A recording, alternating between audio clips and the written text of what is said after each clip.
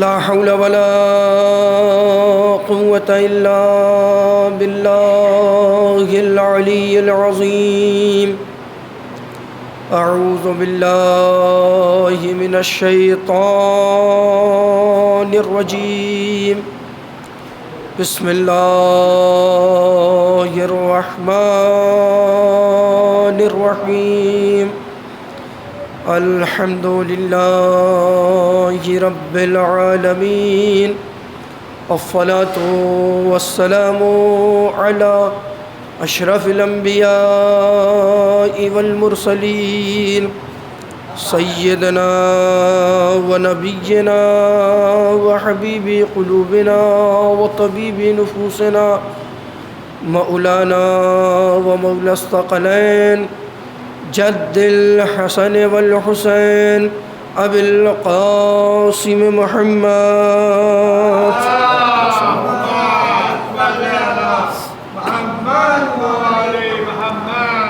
وعلى أهل بيته الطيبين الطاهرين المعصومين المظلومين ولعنة الله على أعدائهم أجمعين من يومنا هذا إلى قيام يوم الدين. أما بعد فقد قال رسول الله صلى الله عليه وآله وسلم: هذا حسين فعارفوا. صلوات پر محمد وآل محمد.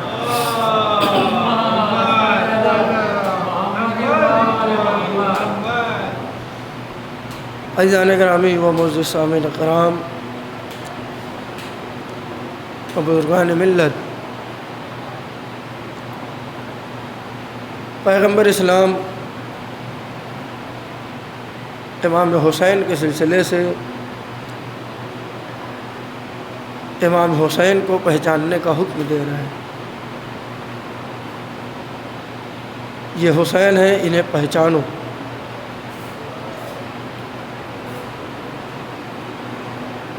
جتنا امام حسین کو پہچانا جائے اتنا کم.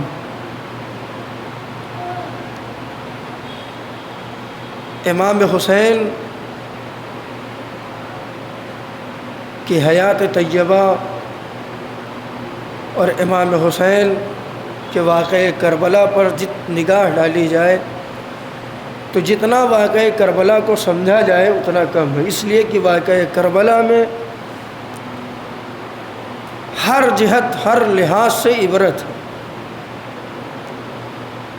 جس طریقے سے بھی انسان عبرت حاصل کرنا چاہے اسے واقعہ کربلا میں عبرت حاصل ہوتی ہے. یہ انسان کی اپنی اپنی فکر ہے، اپنا اپنا نظریہ ہے، اپنی اپنی عقل ہے، اپنا اپنا سوچنے کا طریقہ ہے. انسان جس طریقے سے سوچے اور جس چیز کو تلاش کرنا چاہے اپنی تربیت کے لیے، وہ ہر چیز واقعہ کربلا میں موجود ہے. یہ بھی ایک کربلا کا اپنا مقام. امام حسین کے بارے میں آپ جانتے ہیں، امام حسین علیہ السلام نے قیام امام حسین کہ جس کے ذریعے سے آج دنیا میں ظلم بھی پہچانا جا رہا ہے اور ظالم بھی پہچانا جا رہا ہے. ظالم چاہے جتنا ظلم کر لے، ظالم چاہے جتنا قوت حاصل کر لے، ظالم چاہے جتنی طاقت حاصل کر لے، وہ مظلوم کے اوپر ظلم تو کر سکتا ہے مگر اپنے ظلم کو چھپا نہیں سکتا. اور کربلا کے میدان میں امام حسین علیہ السلام نے سب سے بڑا پیغام اور میسج دنیا والوں کو جو دیا ہے وہ یہ ہے کہ یاد رکھو، ظالم جتنا طاقتور ہو، ظالم چاہے جتنا قوی ہو، ظالم کے پاس چاہے جتنی طاقت ہو، ظالم کے پاس چاہے جتنا حوصلہ ہو، لیکن اگر تم ظالم پر فتح حاصل کرنا چاہتے ہو تو یاد رکھو تمہیں نہ کسی اسلحے کی ضرورت ہے نہ کسی فوج کی ضرورت ہے، بلکہ ایک طریقہ یہ ہے ظلم پر فتح حاصل کرنے کا کہ تم اپنی قربانی دے کر بھی ظالم پر فتح حاصل کر سکتے ہو۔ امام حسین نے یہ سبق دیا ہمیں کربلا کے ذریعے سے، اور چونکہ آپ کو معلوم ہے واقعہ کربلا، جب یزید ملعون امیر شام کے بعد تخت پر بیٹھتا ہے تو تخت پر بیٹھنے کے بعد پہلا کام یہ ہے کہ بیعت کا مطالبہ کرتا ہے اور مدینے کے گورنر کے پاس خط بھیجتا ہے۔ خط میں بیعت کا مطالبہ، اگر بیعت نہ کرے تو ان سے کسی بھی طریقے سے بیعت لی جائے۔ اس میں سر فہرست نام کس کا ہے؟ امام حسین علیہ السلام۔ جب خط ولید کے پاس آتا ہے تو ولید امام حسین کو طلب کرتا ہے۔ امام حسین جاتے ہیں، مگر کس انداز سے جاتے ہیں؟ دیکھیے امام حسین کی قدر اور منزلت، ایک بہن اپنے بھائی کا کتنا خیال رکھتی۔ جب خبر یہ جناب زینب کو پہنچتی تو کہا نہیں، آپ کو دربار میں اکیلے نہیں جانا، بلکہ خاندان بنی ہاشم کے افراد بھی آپ کے ساتھ ہوں۔ علیکم السلام۔ یہی وجہ ہے کہ جب امام حسین ولید کے دربار میں جانے لگے ہیں تو خاندان بنی ہاشم کے جوان آپ کے ساتھ، اور دربار میں داخل ہونے سے پہلے امام نے سب کو روک دیا، کہا دیکھو کوئی اندر نہیں آئے گا، جب میری آواز تکبیر کی بلند ہوگی تبھی کوئی اندر آئے گا، ایسے کوئی اندر نہیں آئے گا۔ امام حسین جاتے ہیں اور جانے کے بعد ولید امام حسین کو آگاہ کرتا ہے، دیکھیے ایسا ہے کہ معاویہ کا انتقال ہو گیا، دنیا سے گزر گیا، اور تخت پر معاویہ کی جگہ اس کا بیٹا یزید ابن معاویہ وراجمان ہوا، بیٹھا ہے، اور آپ سے بیعت کا مطالبہ کیا گیا۔ امام حسین بہت ہی اچھے انداز سے اور سادہ الفاظ میں یہ بیان کرتے ہیں کہ دیکھو یہ بیعت بہت ہی اہم مسئلہ ہے، یہ رات کے اندھیرے میں نہیں بلکہ دن کے اجالے میں یہ کام کیا جاتا ہے، جب لوگ جمع لوگوں کے درمیان۔ تو اس نے کہا ٹھیک ہے، جانے لگا۔ ایک شیطان بیٹھا تھا وہاں، اس نے کہا کہ یہی صحیح وقت ہے، اگر بیعت نہ لیا تو پھر کبھی بیعت نہیں لے پاؤ گے۔ اللہ اکبر۔ دیکھیے کمال کی بات یہ ہے، شیطان ہے مگر امام حسین کو اتنا تو پہچانتا ہے کہ امام حسین اگر ابھی بیعت نہیں کریں گے تو ان سے کبھی بیعت نہیں لی جا سکتی۔ اتنا جانتا ہے امام حسین کے بارے میں کہ اگر ابھی نہیں لیا تو کبھی بیعت نہیں لی جا سکتی۔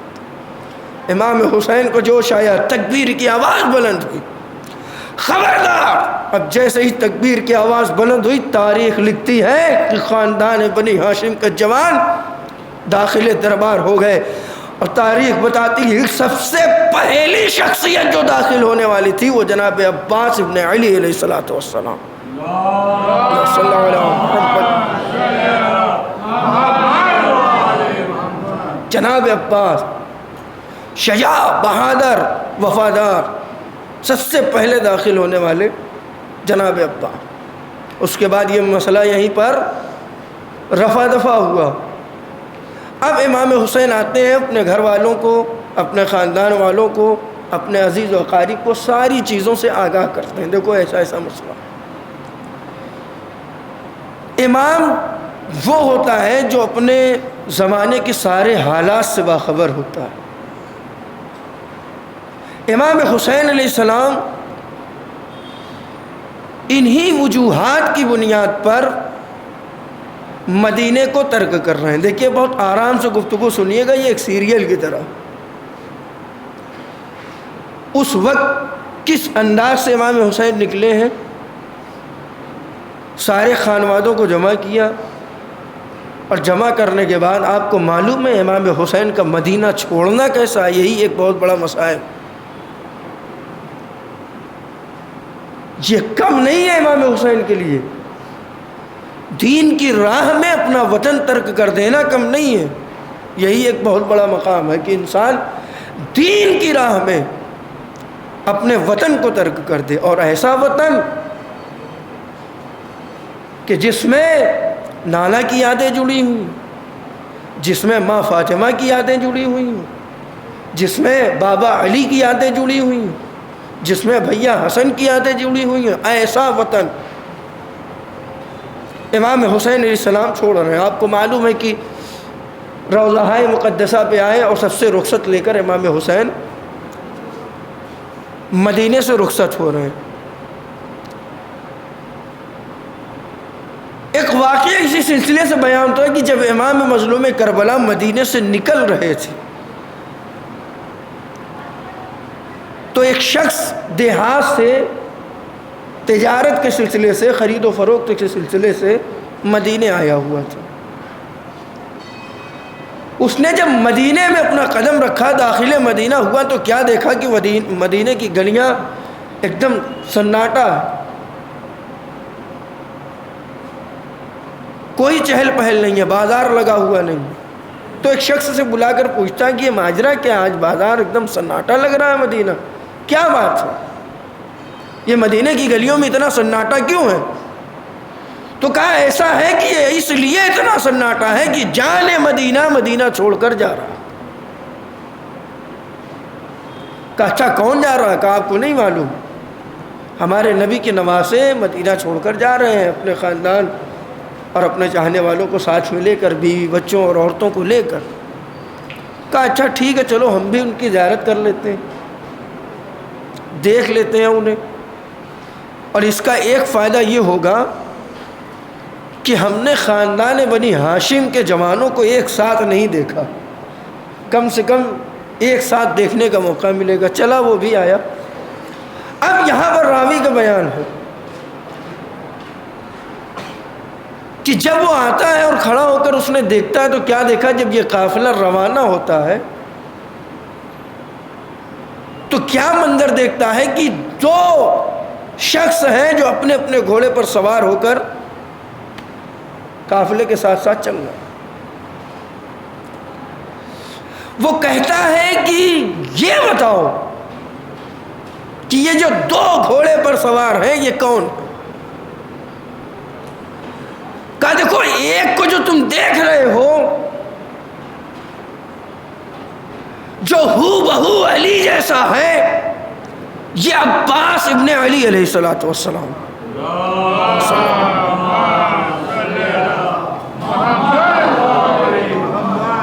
اور جو دوسرے کو دیکھ رہے ہو جس کے چہرے پر رعب و جلالت ہے، یہ حسین ابن علی علیہ الصلوۃ والسلام۔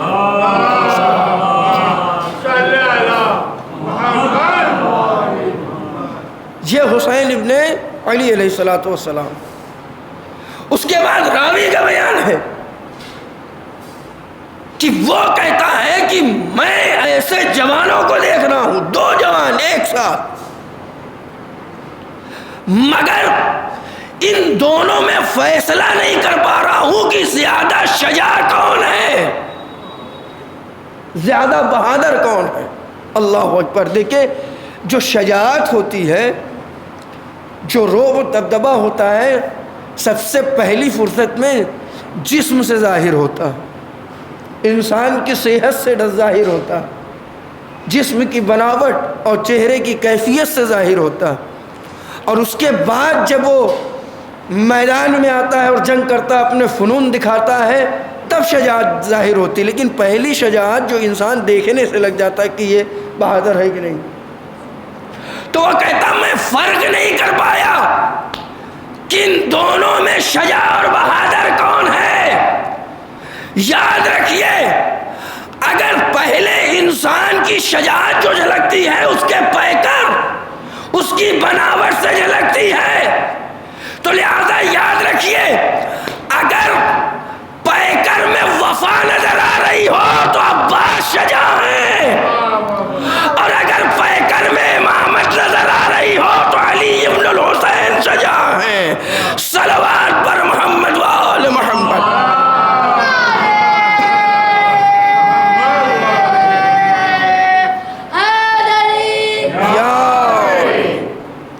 یاد رکھیے اس انداز سے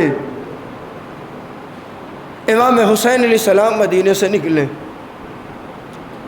جب امام حسین علیہ السلام مدینے سے نکلے ہیں تو اس سے پہلے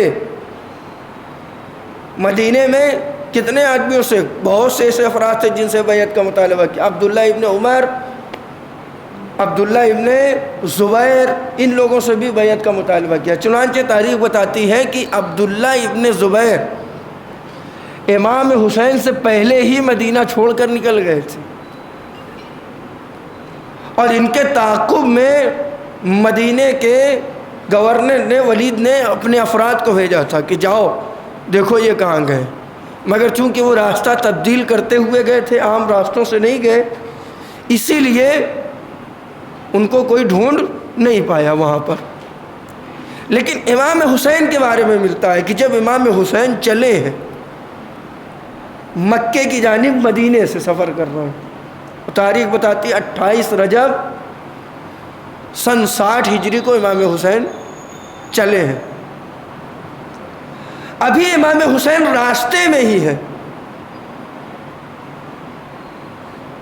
دیکھیے امام حسین علیہ السلام کی منزلت اور وقار کو سمجھیے، بہت آرام سے سنیے، کوئی مسئلہ نہیں۔ امام حسین راستے میں ہے، کوئی کہتا مولا ایسا ہے کہ آپ راستے کو تبدیل کر دیجئے، عام راستے سے نہ چلیے جس راستے سے سارے قافلے جاتے ہیں، اس لیے کہ کوئی بعید نہیں کہ مدینے کا گورنر ہمارے تعاقب میں بھی افراد بھیجے، ہمارے پیچھے بھی افراد بھیجے۔ تاریخی جملہ امام حسین علیہ السلام کا ہے کہ نہیں، ہم راستہ نہیں بدلیں گے بلکہ اسی راستے پر چلیں گے جو عام راستہ اور سیدھا راستہ ہے، ہم راستے کو تبدیل کر کے نہیں چلیں گے۔ یاد رکھیے امام حسین کون ہے؟ امام حسین ہے پیغمبر کے نواسے۔ امام حسین کون ہے؟ امام حسین ہے مولائے کائنات کے بیٹے۔ امام حسین کون ہے؟ امام حسین ہے امام حسن کے بھائی۔ یاد رکھیے امام حسین کون ہے؟ شہزادی کونین کے لخت جگر۔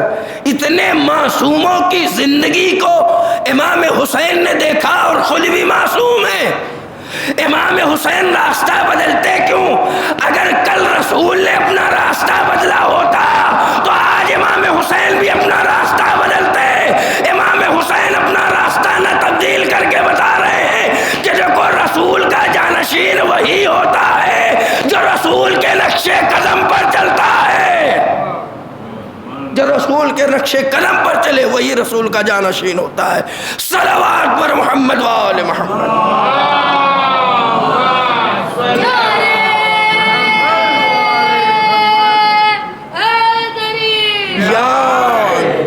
اگر کل رسول نے اپنا راستہ بدلا ہوتا، یاد رکھیے پیغمبر زحمتیں برداشت کر رہے ہیں مگر تاریخ نہیں بتا سکتی کہ کبھی اپنا راستہ تبدیل کیا ہو۔ جس مقصد کے تئیں پیغمبر اپنی تبلیغ کر رہے تھے کبھی اپنی تبلیغ میں کوتاہی کی ہو، مصیبتوں کو برداشت کیا، زخمی ہو کر گھر آیا کرتے تھے، تانے سنا کرتے تھے، برے القابات سے یاد کیا جاتا تھا، انہیں پکارا جاتا تھا، اس کے باوجود کوئی تاریخ نہیں بتا سکتی کہ نبی نے اپنا راستہ بدلا۔ ارے یہ سب تو دور کی بات ہے۔ ایک بہت ہی مشہور واقعہ ہے، پیغمبر اسلام حضرت محمد مصطفیٰ صلی اللہ علیہ وآلہ وسلم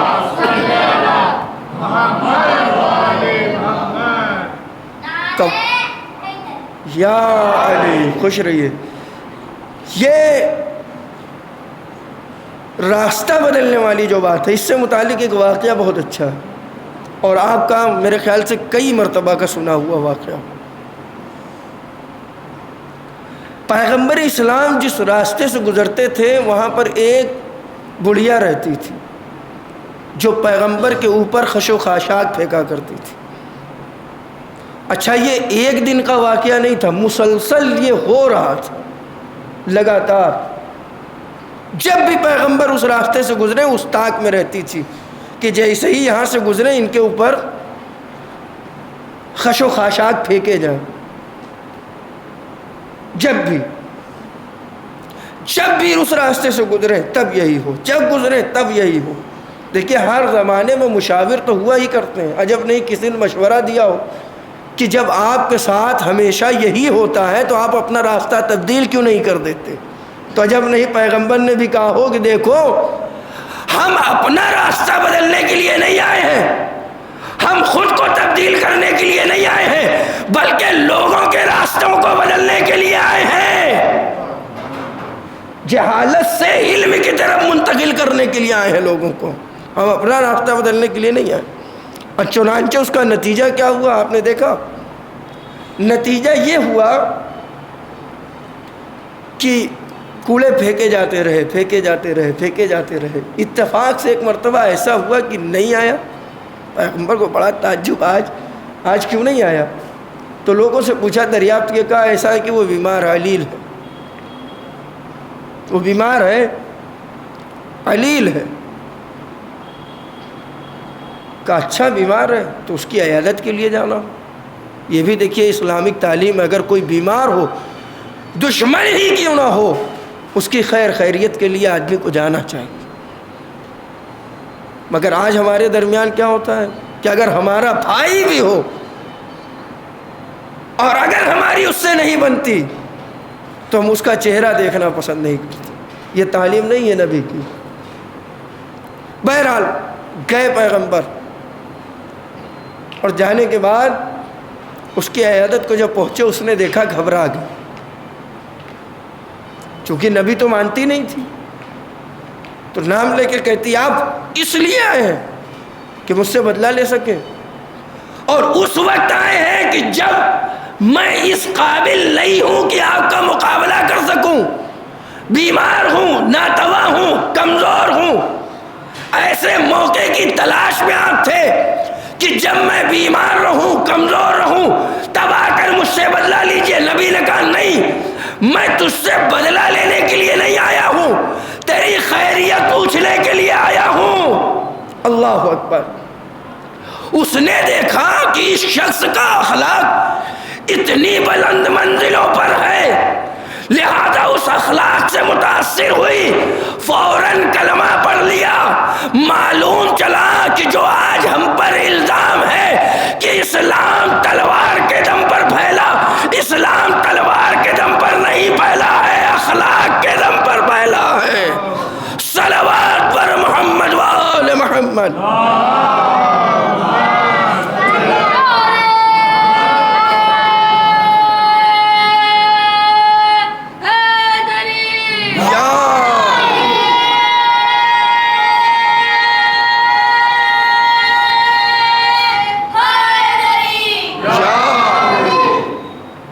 اسلام تلوار کے دم پر نہیں پھیلا، اخلاق کے دم پر. اور آپ اٹھا کر تاریخ ائمہ اٹھا کر دیکھ لیجئے، اکثر بیشتر لوگ اخلاق ائمہ سے متاثر ہو کر کلمہ پڑھتے ہوئے نظر آ رہے. چنانچہ ایک واقعہ ملتا ہے امام جعفر صادق علیہ الصلوۃ والسلام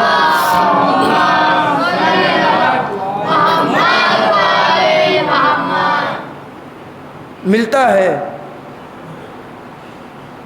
کہ ایک مولا کے چاہنے والے ہوتے ہیں، آتے ہیں سلام کرتے ہیں، مولا سلام کا جواب دیتے ہیں، اور اس کے بعد کہتے ہیں کہ میں نے سنا ہے کہ تیرا برتاؤ اپنی ماں کے سلسلے سے اچھا نہیں ہے. کہا ایسا ہی. کہا کیوں؟ کہا آپ نہیں جانتے میری ماں کے بارے میں. کہا کیا ہوا؟ کہا میری ماں یہودی ہے، وہ حرام گوشت کو کھاتی ہے، شراب پیتی ہے، ساری برائیاں اس کے اندر موجود ہیں، ساری برائیاں اس کے اندر موجود ہیں. کہا چاہے جتنی برائیاں موجود ہوں ماں ماں ہوتی ہے. اللہ اکبر. ماں ہوتی ہے، لہذا آج سے اس کی خدمت کرنا شروع کر دے. اس لیے کہ جو ماں باپ کی خدمت نہ کرے وہ کبھی بھی جنت تک نہیں جا سکتا. اس لیے کہ اللہ نے جنت کو ماؤں کے قدموں کے نیچے رکھا ہے. اللہ اکبر. یہ ہے ماں کا مرتبہ۔ ابھی تک کیا ماں کی کوئی کیئر نہیں کرتا تھا، کوئی خیال نہیں کرتا تھا، کوئی خدمت نہیں کرتا تھا۔ جب امام کا حکم ہو گیا اب اس کی زندگی کا انداز بدل گیا، ماں کے ساتھ زندگی گزارنے کا سلیقہ چینج ہو گیا، تبدیل ہو گیا۔ اب وہ کیا کرنے لگا کہ اب ماں کی خدمت کرنے لگا، ماں کا خیال رکھنے لگا، کھانے پینے کا خیال رکھنے لگا، کپڑے وغیرہ کا خیال رکھنے، ہر چیز کا خیال رکھنے۔ دھیرے دھیرے کر کے جب کافی عرصہ گزر گیا تو ایک مرتبہ بیٹھے بیٹھے اس کی ماں کے ذہن میں آیا کہ اس کے اندر اتنی تبدیلی کہاں سے آئی؟ اللہ اکبر، اس کے اندر اتنی تبدیلی کہاں سے آئی؟ جب یہ ذہن میں آیا تو جب انتظار کرتے رہی آ جائے تو میں اسی سے پوچھتی ہوں۔ آیا تو پوچھا یہ بتاؤ کہ پہلے تو میں دیکھتی تھی تو میرا کوئی خیال نہیں کرتا تھا، میری کوئی کیئر نہیں کرتا تھا، میری باتوں کو بھی نہیں مانتا تھا، مجھ سے سلیقے سے گفتگو بھی نہیں کرتا تھا، اور اب میں دیکھتی ہوں کہ تو اتنا بدل گیا ہے کہ اگر میں ایک آواز دوں تو فوراً آ جاتا ہے، شانوں کو جھکائے کھڑا ہو جاتا ہے، ادب سے پیش آتا ہے۔ یہ تیرے اندر تبدیلی کیسے آئی؟ کہا یہ تبدیلی اس لیے آئی ہے کہ ہم جسے مانتے ہیں، ہم جسے اپنا رہبر مانتے ہیں، انہوں نے یہ ہمیں حکم دیا ہے کہ اپنی ماں کا خیال رکھنا۔ کہا یہ بتا کیا وہ نبی ہے؟ کہا نہیں نبی تو نہیں ہے، مگر کیوں پوچھ رہی ہے کہ نبی ہے؟ کہا اس لیے کہ یہ تعلیم صرف ایک نبی دے سکتا ہے۔ اللہ اکبر، سنیے، یہ تعلیم ایک نبی دے سکتا ہے۔ کہا نبی تو نہیں ہے مگر جانشین نبی ہے۔ تو معلوم یہ ہوا جو تعلیم نبی کی ہوتی ہے وہی تعلیم جانشین نبی کی ہوا کرتی ہے۔ تو لہذا کہنے لگی کہ ایسا ہے کہ وہ جانشین نبی ہے؟ کہاں؟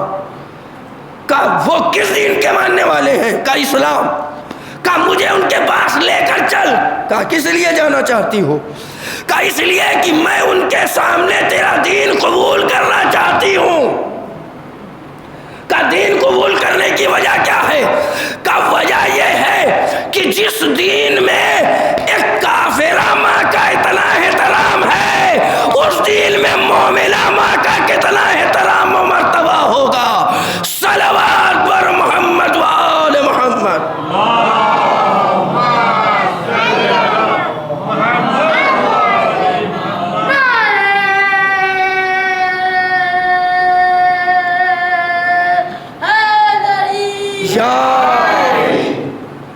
تو یہ ہے اسلام جو پھیلا ہے وہ اخلاق پیغمبر اور اخلاق ائمہ معصومین علیہ الصلوۃ والسلام سے پھیلا ہے۔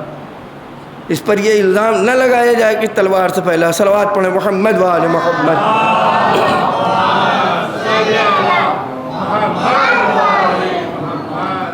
امام حسین علیہ الصلوۃ والسلام مدینے سے نکل رہے ہیں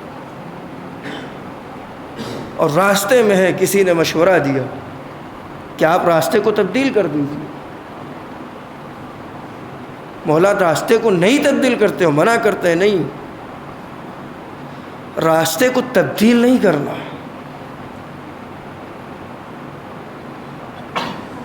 کیوں؟ اس لیے کہ اگر کل پیغمبر نے اپنے راستے کو تبدیل کیا ہوتا تو ہم بھی اپنے راستے کو بدل دیتے۔ ہمارا کام راستہ تبدیل کرنا نہیں ہے، دوسروں کے راستے کو بدلنا ہے، دوسروں کو راہ راست پر لے کے آنا، خود راستے سے ہٹنا نہیں ہے۔ تو اسی غرض سے امام حسین علیہ السلام نکلے مدینہ سے مکے کی جانب، اور تاریخ بتاتی ہے کہ امام حسین علیہ السلام 3 شعبان کو مکہ پہنچتے ہیں۔ 28 رجب کو نکلے ہیں، 3 شعبان کو مکہ پہنچے ہیں۔ 3 شعبان سے مسلسل قیام امام حسین علیہ السلام کا مکے میں، اور ادھر امام حسین مکے پہنچتے ہیں کہ یہ خبر کوفہ تک پہنچتی ہے کہ امام حسین علیہ السلام مکے میں آ گئے ہیں مدینہ چھوڑ کر۔ اور امام حسین علیہ السلام نے یزید کی بیعت سے انکار کر دیا، یزید کی بیعت سے انکار کر دیا۔ اور چونکہ امام حسین علیہ السلام نے یہ ثابت کر دیا یہ بیان کر کے کہ دیکھو ہم اپنا راستہ تبدیل کرنے کے لیے نہیں آئے، دوسروں کے راستے کو بدلنے کے لیے آئے، چاہے اس کے لیے ہمیں اپنی قربانی ہی کیوں نہ پیش کر دینا پڑے، چاہے اس کے لیے ہمیں اپنی جان ہی کیوں نہ قربان کر دینا چاہیے۔ اور یاد رکھیے میرے عزیزوں، اس قربانی کا بھی بڑا جذبہ ہے۔ انسان ہر وقت انسان سے قربانی کا مطالبہ کیا جاتا ہے۔ آپ کیا سمجھتے ہیں؟ یہ جتنی چیزیں ہم انجام دیتے ہیں یہ قربانی ہے، اور جتنی عظیم قربانی ہوتی ہے اجر اتنا ہی عظیم اور بڑا ہوا کرتا ہے، یاد رکھیے گا۔ آپ صبح کو اٹھتے ہیں، نماز پڑھتے ہیں، یہ کیا ہے؟ یہ اپنے نیند کی قربانی، آپ نے اپنی نیند کو قربان کر دیا۔ آپ زیارت کرنے کے لیے جاتے ہیں، حج کرنے کے لیے جاتے ہیں، زیارت کرنے کے لیے حج کرنے کے لیے جاتے ہیں، اتنا مال اپنا خرچ کرتے ہیں، یہ کیا ہے؟ یہ محبت خدا اور محبت حسین میں اپنے مال کی قربانی، اپنے روپے اور پیسے کی قربانی۔ تو انسان جتنا زیادہ عظیم مقصد اور عظیم کام کے لیے قربانی دیتا ہے، جتنی عظیم چیز قربان کرتا ہے، اتنا ہی زیادہ اس کا اجر و ثواب۔ تو آپ سوچئے، اچھا یہ قربانی بھی بڑی اہم چیز ہے، یہ روز اول سے ہوتی ہوئی چلی آ رہی، یہ روز اول سے ہوتی ہوئی چلی آ رہی۔ جناب آدم کو جب اللہ نے اس زمین پر بھیجا ہے تو آپ کو معلوم جناب آدم کے دو بیٹے، ایک کا نام حابیل اور ایک کا نام قابیل۔ اس کے بعد جناب آدم کے اور بھی بیٹے ہیں، مگر ان میں کیا ہوا یہ کہ جناب آدم نے یہ ظاہر کر دیا کہ دیکھو ہم حابیل کو اپنا جانشین مقرر کر رہے ہیں، ہم حابیل کو اپنا جانشین مقرر کر رہے ہیں۔ اچھا جب یہ بات قابیل تک پہنچی تو آیا جناب آدم کے پاس، اور آنے کے بعد سوال کرتا ہے کہ یہ بتائیے کہ میں اس سے بڑا ہوں، وہ مجھ سے چھوٹا ہے، اس کے باوجود آپ اپنا جانشین مجھے نہیں بلکہ حابیل کو بنا رہے ہیں۔ تو کہا یہاں عمر کا تقاضا نہیں ہے، یہاں یہ دیکھا جاتا ہے کہ اہل کون ہے، یاد رکھیے۔ تو معلوم ہوا کہ جو نبی کا جانشین ہوتا ہے، جو نبی کا جانشین ہوتا ہے، جو نبی کا جانشین ہوتا ہے، اس کے لیے عمریں نہیں دیکھی جاتی ہیں، اہلیت دیکھی جاتی ہے، عمر نہیں دیکھی جاتی۔ لہذا آپ کو معلوم ہے کہ عمر کے لحاظ سے نہ جانے کتنوں کو جانشین بنا دیا گیا۔ یہاں عمر معیار نہیں ہے، یہاں اہلیت معیار ہے۔ اس کے بعد وہ کہتا ہے کہ اچھا یہ بتائیے کہ کیا آپ نے حابیل کو اپنا جانشین اپنی طرف سے مقرر کرنا چاہا ہے یا خدا کا حکم ہے؟ جناب آدم کہتے ہیں یہ تو ہو ہی نہیں سکتا کہ کوئی اپنی طرف سے اپنا جانشین منتخب کر دے، یہ خدا کا حکم ہے۔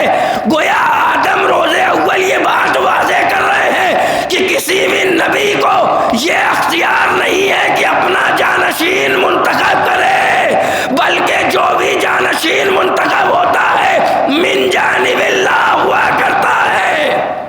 آدمی کو یہ اختیار نہیں ہے۔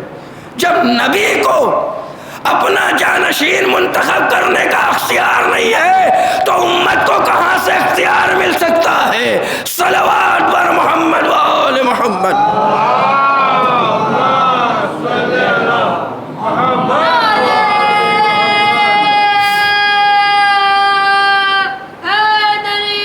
یا جب ایک نبی کو یہ اختیار نہیں، چنانچہ یہ باتیں ہو ہی رہی تھیں مگر قابیل کی یہ سب سمجھ میں نہیں آیا، تو جناب آدم نے ایک طریقہ نکالا۔ طریقہ کیا تھا کہ ایسا ہے کہ تم دونوں افراد خدا کی بارگاہ میں قربانی پیش کرو، خدا کی بارگاہ میں قربانی پیش کرو، جس کی قربانی قبول ہو گئی وہی جانشین ہوگا، جس کی قربانی قبول ہو گئی وہی جانشین منتخب ہوگا۔ اچھا یہ بات مان لی گئی، لہذا تاریخ بتاتی ہے کہ دونوں آدمی اپنی اپنی قربانیاں لے کر حاضر ہیں۔ اچھا اس زمانے میں ہوتا یہ تھا کہ آسمان سے ایک آگ آتی تھی اور جو چیز قربانی کے لیے پیش کی گئی ہے اسے جلا دیتی تھی، تو یہ سمجھا جاتا تھا کہ قربانی قبول ہو گئی۔ بہرحال جو بھی طریقہ رہا، ہوا یہ کہ دونوں افراد نے قربانی کے لیے اپنے اپنے سامان منتخب کیے۔ دیکھیے یہیں سے ایک فیصلہ اور ہوتا ہے، وہ یہ ہے کہ اگر انسان خدا کی راہ میں کوئی چیز خرچ کر رہا ہے تو اس کی نیت کیا ہے۔ ملتا ہے کہ قابیل نے اپنے حصے کا سب سے ردی مال قربانی کے لیے چنا اور حابیل نے اپنے حصے کا سب سے اچھا مال قربانی کے لیے چنا۔ ایک انسان سب سے ردی مال، ایک انسان سب سے اچھا مال۔ اور میں نے کہا کہ قربانی کسے کہتے ہیں؟ قربانی یہی ہے کہ اپنی پسندیدہ چیز جس سے آپ محبت کرتے ہیں خدا کی راہ میں خرچ کر دینے کا نام قربانی۔ جب دونوں افراد اپنی اپنی قربانی لے کر حاضر ہوئے، دیکھیں ایک طرف کیا ہے، ایک طرف خلوص ہے، ایک طرف اچھی نیت ہے، ایک طرف اللہ سے محبت ہے، اور ایک طرف اچھا مال ہے جو پیش کیا جا رہا ہے۔ دوسری طرف کیا ہے؟ ہرس ہے، لالچ ہے، حسد ہے، دل میں حسد ہے، لالچ ہے، ہرس ہے، اس کے بعد ردی مال ہے۔ قربانی کس کی قبول ہوئی؟ جناب حابیل کی۔ اور قربانی کس کی قبول نہیں ہوئی؟ قابیل کی۔ تو معلوم یہ ہوا کہ انسان اگر اپنا پسندیدہ اور اچھا مال راہ خدا میں صرف کرتا ہے تو وہ قبول ہوتا ہے۔ اب ہم کیا کرتے ہیں کہ اگر کسی کو کچھ دینا ہو اکثر یہی ہوتا ہے کہ جو ہمیں پسند نہیں ہوتا وہ مال ہم کسی کو دیتے ہیں، جبکہ ہونا یہ چاہیے کہ جو آپ کو سب سے زیادہ پسند ہے وہ کسی کو عطا کریے، اس کا نام قربانی۔ اب یہیں سے آپ سمجھیے قربانی قبول ہو گئی حابیل کی، قابیل کے دل میں حسد پیدا ہوا، کینہ پیدا ہوا، ہرس پیدا ہوا، جلن ہوئی، جس کی بنیاد پر اس نے حابیل کو قتل کر دیا۔ تو معلوم یہ ہوا کہ دنیا کا پہلا قتل جو واقع ہوا ہے وہ حسد اور جلن کی بنیاد پر ہوا ہے، وہ حسد اور جلن کی بنیاد پر ہوا ہے۔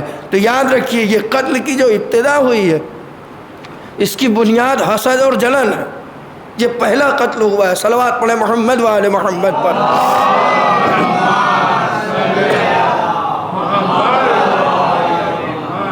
حسد اور جلن کی بنیاد پر ہوا۔ اب آئیے، میں نے کہا نا کہ یہ معصومین کی سیرت ہے کہ جن کے کردار کی بنیاد پر اسلام پھیلا۔ ایک الزام ہمارے یہاں یہ ہے نا کہ تلوار، اچھا یہ الزام ہم پر آیا کیسے؟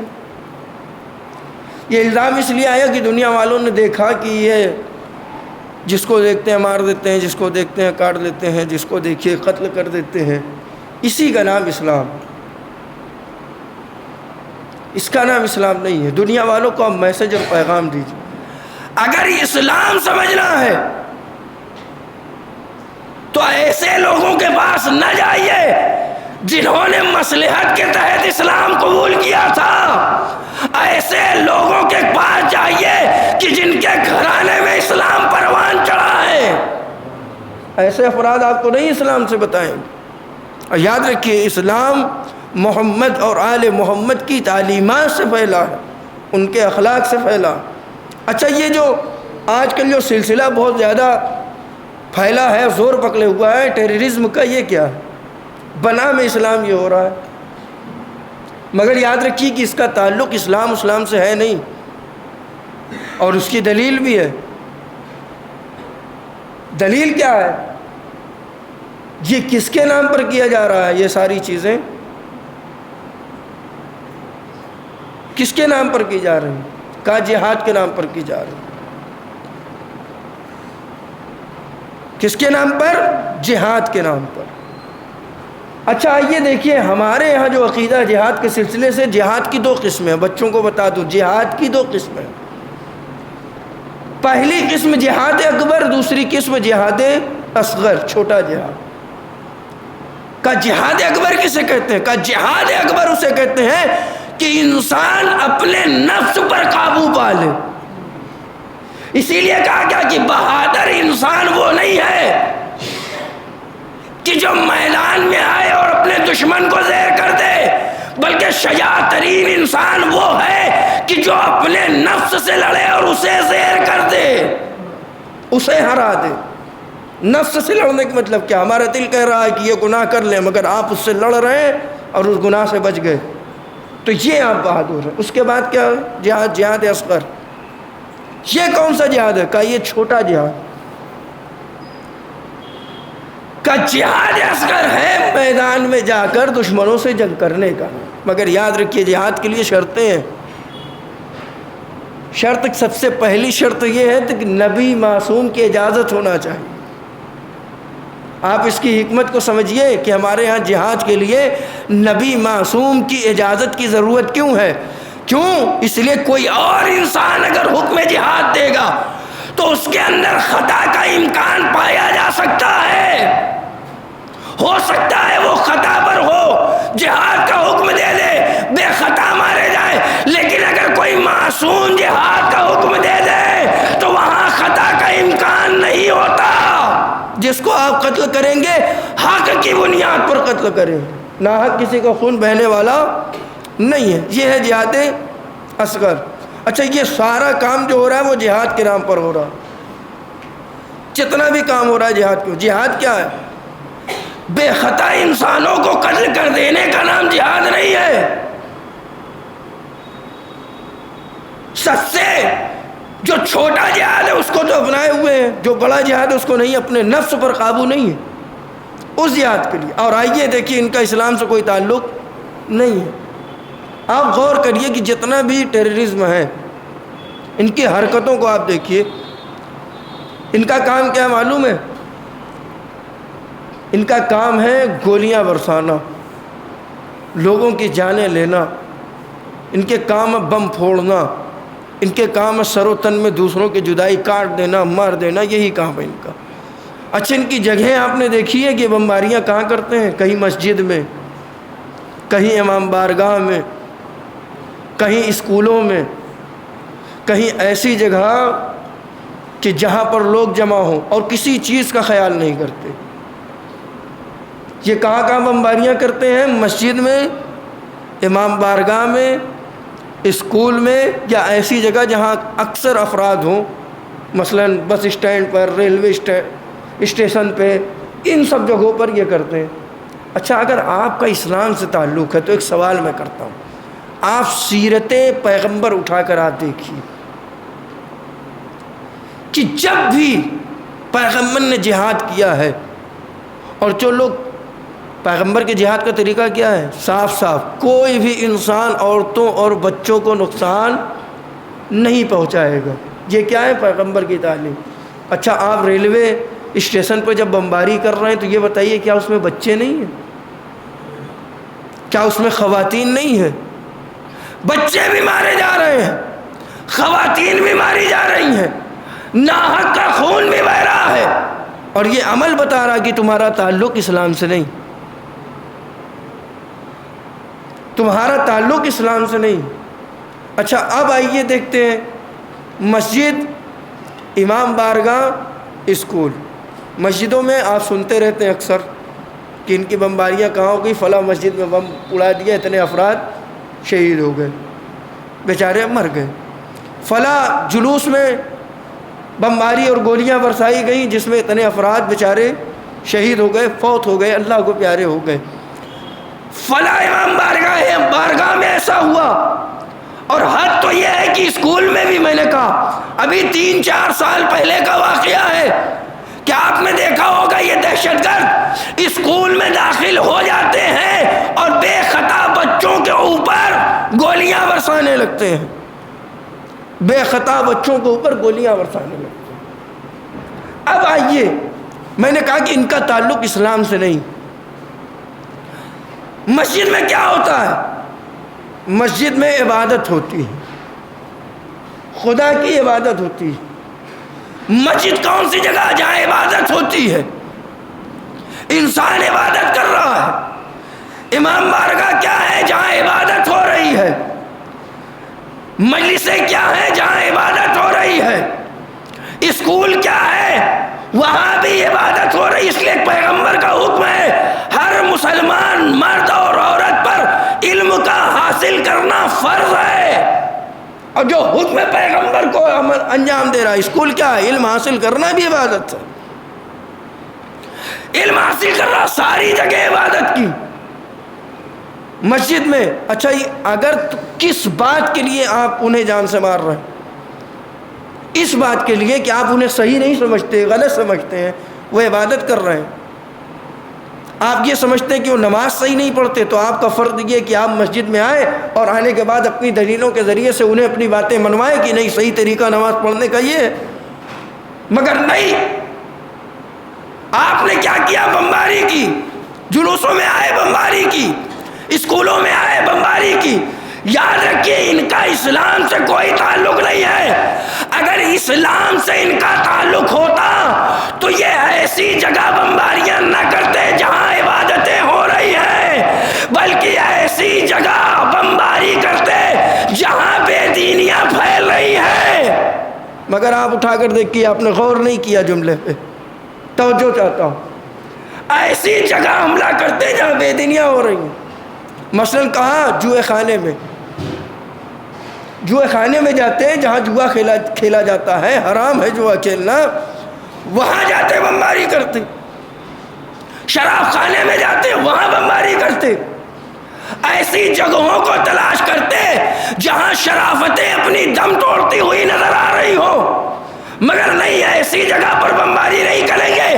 بمباری وہی کریں گے جو عبادت خانہ ہے، جہاں عبادتیں ہوتی ہیں۔ لہذا بے دینی مقامات پر بمباری نہ کر کے، دینی مقامات پر بمباری کر کے یہ خود بتاتے پھر رہے ہیں کہ ان کا تعلق نہ اسلام سے ہے نہ دین سے ہے۔ صلوات پڑھیں محمد و آل محمد۔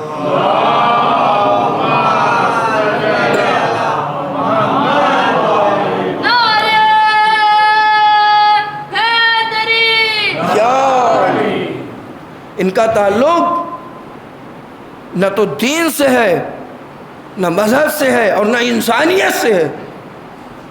اس لیے کہ اگر ان کے اندر انسانیت ہوتی تب بھی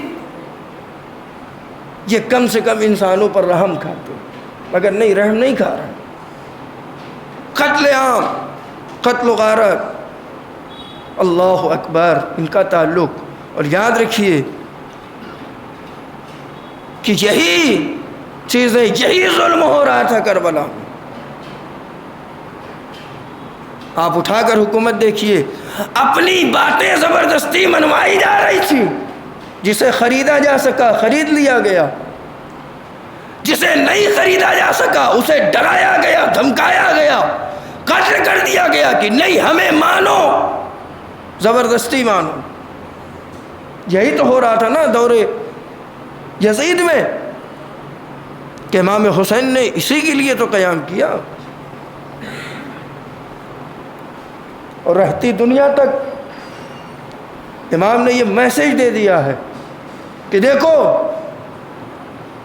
جب بھی کسی بھی دور میں کوئی بھی یزیدی سر اٹھائے تو جو حسینی ہے اسے قیام کرنا ہوگا، اس کے خلاف آواز بلند کرنا ہوگا۔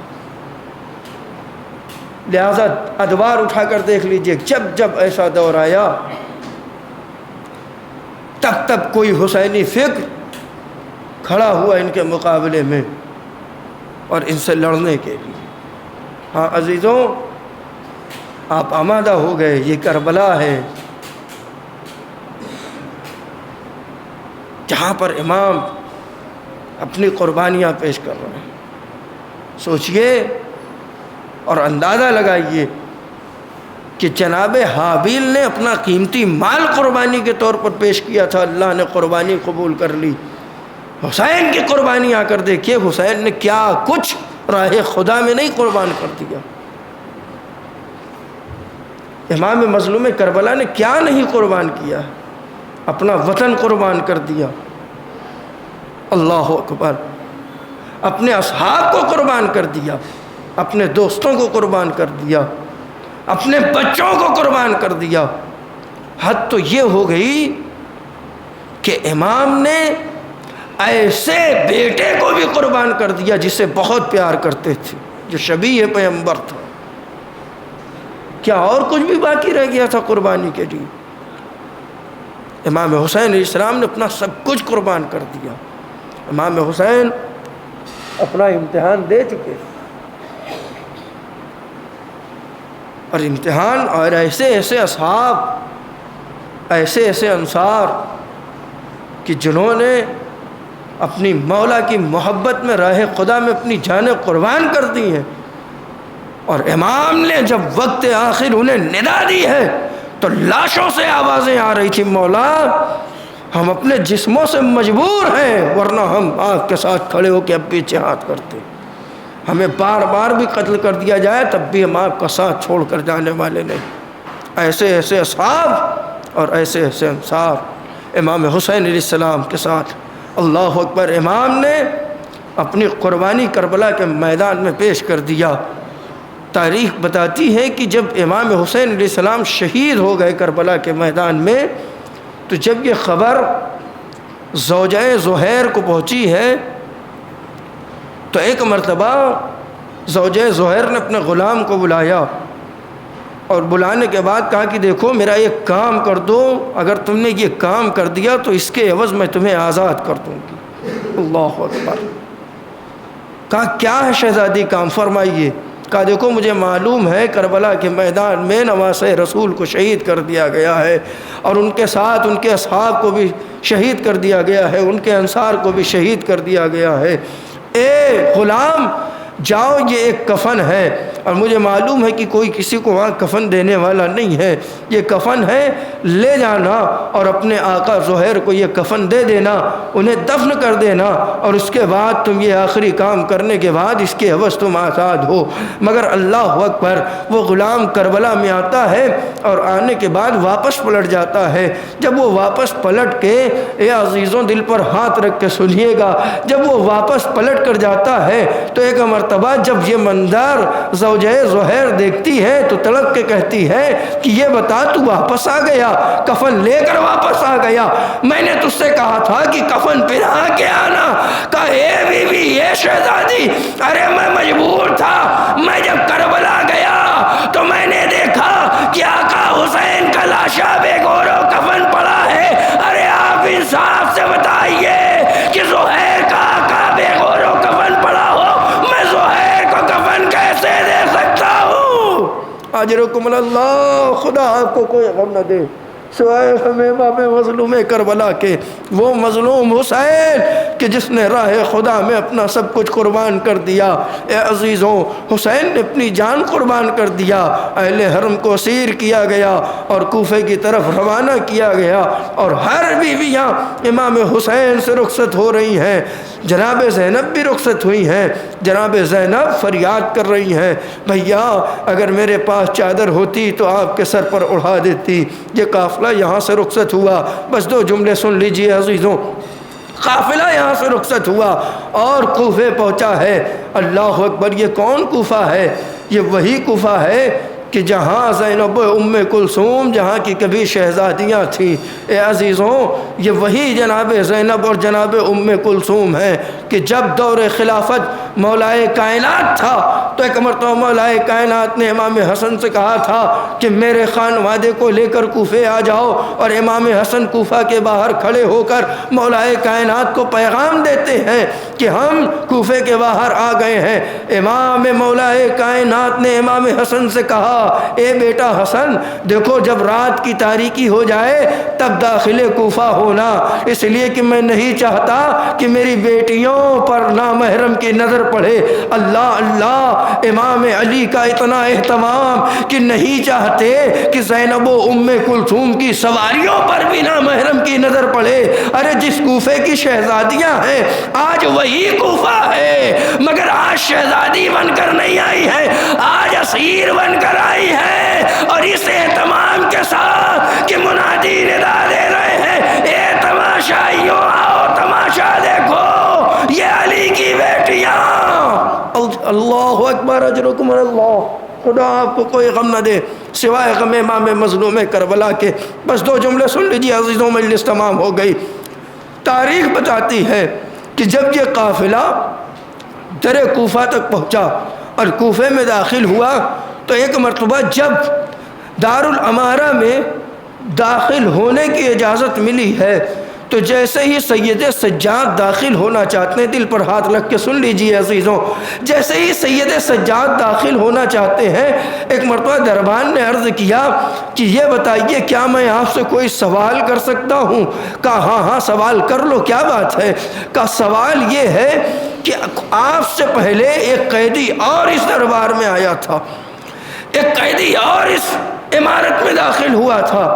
کہاں معلوم ہے وہ قیدی کوئی اور نہیں بلکہ مسلم بن عقیل ہے۔ کہاں یہی تو میں بتانا چاہ رہا ہوں کہ میں نے ان کو بھی داخل ہوتے ہوئے دیکھا اور آپ کو بھی داخل ہوتے ہوئے دیکھ رہا ہوں۔ ایک ہی خاندان ہے، ایک ہی گھرانہ ہے، مگر انداز دونوں کا الگ الگ ہے۔ جب مسلم داخلے دربار ہو رہے تھے تو میں نے دیکھا کہ مسلم کے شانے جھکے ہوئے نہیں تھے، آنکھیں جھکی ہوئی نہیں تھی، سینہ شجاعت سے چوڑا تھا، آنکھوں میں رعب و دبدبا تھا، سر اٹھا ہوا تھا، ایک شیر غضبناک کی طرح دربار میں مسلم داخل ہوئے، مگر آپ کو دیکھ رہا ہوں آنکھیں جھکی ہوئی ہیں، شانیں جھکی ہوئی ہیں، چہرے پر شرمندگی کے آثار ہیں۔ آخر اس کی وجہ کیا ہے؟